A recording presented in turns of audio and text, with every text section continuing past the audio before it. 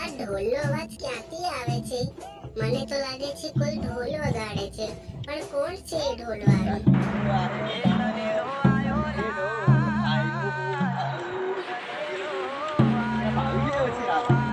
વિક્રમ, આ તું કોનો ઢોલ લઈ આવ્યો છે? કેમ વગાડે છે? જો તો રાધા, હું આપણા માટે ઢોલ લાવ્યો છું. પણ તું ઢોલ કેમ લાવ્યો છે?